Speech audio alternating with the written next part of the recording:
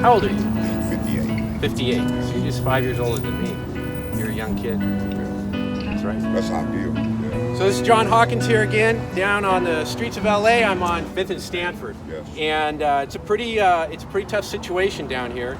I'm with Aaron and Bruce. Bruce, yes. Let's start with you, Bruce. You've been down here on the street for how many? On and off for like about 18 years. If I'm not down here on the streets, I'm in prison.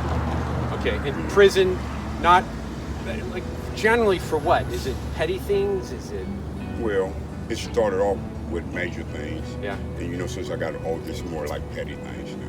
Where'd you go to high school? Let's start there. I went to Manual Arts High School. Manual Arts, and that's Yes. here in LA. Yes, it's on 43rd in Vermont. Okay, and did you graduate? Yes, not the traditional way. No. Okay, so GED? No, No. none of that. I graduated behind the bleachers, shooting dice and everything else. Okay, all right. Yeah. So you got out of high school probably a little early then, is what you're saying. Yes.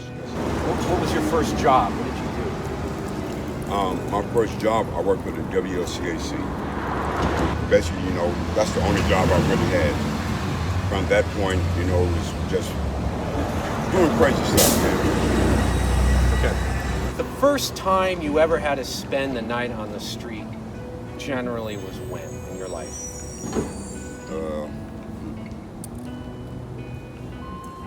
Probably when I was about 11 years old. 11. Yes.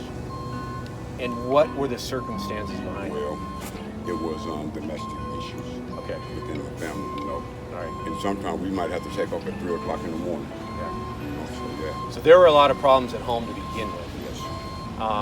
So 11 years old, did that sort of start a cycle of trouble or? Well, for me, it started a cycle of dysfunctional thinking. Okay. Because you get desperate, you know what I'm saying, and Right. you want something to change. Yeah. So yeah. Did you have brothers and sisters? Yes, I do. I had 2 brothers. I had an older brother and a younger brother. Both of them is deceased. Street life. Yeah. And 3 sisters. One just recently passed away. My older sister just recently passed away from cancer. Oh, geez. And I have a sister, my next to the oldest, she stays in North Carolina. Okay. And I got a baby sister. Okay. But you know where they're at. They Yes. somehow you stay in touch. How do you? Well, I know where they at. Okay. All right.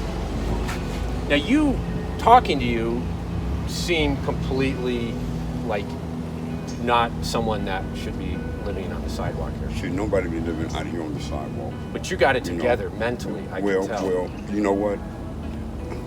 I'm just the tip of the iceberg. There's plenty of people out here that sharper and more intelligent than I am, but they're living on the streets.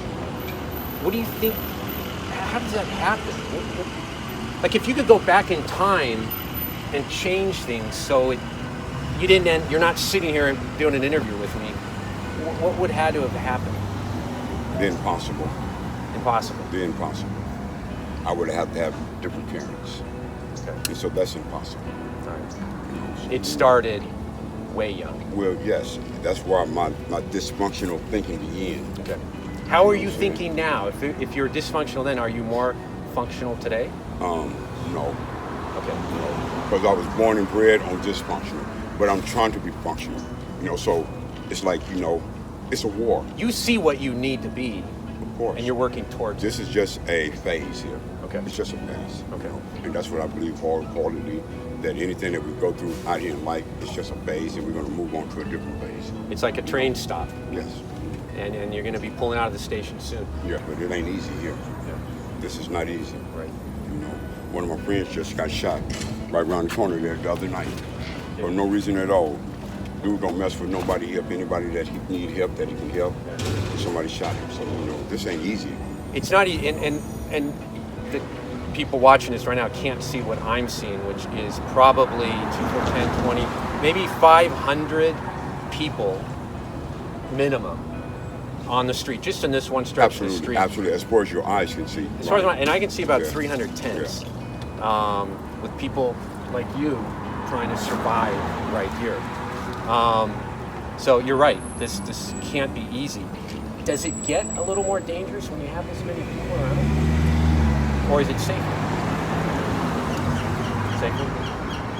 Because I'm taking it, you guys knew maybe 5 years ago. I think the opposite. I think that it's more dangerous now because you have people just coming that don't nobody know, and they're camping right up on the side of you and stuff like that, and you don't know what they're bringing with them, you know what I'm saying? Right. But at the same time, we have to give them an opportunity, you know, because that's what we're looking for. Right. You know, and so we have to just trust them. Right. You know what I'm saying? Until otherwise. Until otherwise. Yeah. Until there's a reason not to. Yeah.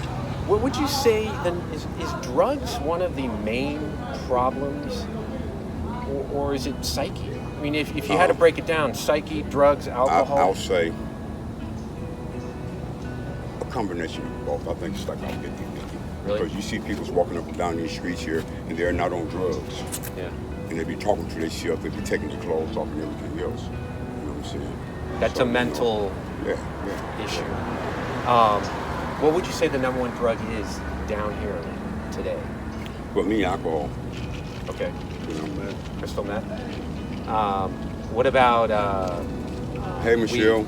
How you doing? Hey, I'm going to get around to taking you out, okay? Yeah. Yeah. You're 58. Where do you see yourself? Where do you want to be 5 years from now? When you're in your 60s? 5 years from now, I want to be sitting in a rocking chair with my grandkids. Okay. Hey, I know it's tough, and I appreciate you taking the time out and talking to me, especially because a lot of people aren't too happy, you know, that I'm here right now, just because it's their space. You know, I'm like in their living room. Well, So see, maybe somebody will see this here and learn from this here how not to be us. You know what I'm saying? what would the one-liner be? What would you tell them? Well, first of all, you know, you have to kind of like listen to your parents. I mean, you know, you pretty much know right from wrong. Right. You know what I'm saying? You really do. Yeah. And so you can take the right and operate on that and disregard the wrong. Right. You know what I'm saying? Because maybe at that time that's all your parents know. You know what I'm saying? But it's up to you. Because you know your mind, you know, at that age it functions real quick. And distinguish the right from the wrong, man, and operate on the right and leave the wrong behind you, you know what I'm saying? And don't, you know, I said migrate in stuff that happened to you, you know what I'm saying? What I mean by migrate is don't get stuck there. Right. You know what I'm saying? Can't change. Tell somebody, you know, what you're going through. Yeah. You know what I'm saying? Because if you tell somebody what you're going through, they just might have the right answer for you. You know what I'm saying? Right. And you know, I believe in God, you know what I'm saying? And I remember in the Bible where God sent, I think it was a ship or something for a guy that wanted to be saved to get on a boat or something, and he refused to get on it. You know what I'm saying? So you never know, you know? Yeah. You never know where you can get the right answer from. You know? What's your tattoo there? It says... It's a lover's tattoo. I That's can't what read can it. tell It you. says... It says Lamika in the middle, which is my daughter. Oh, beautiful.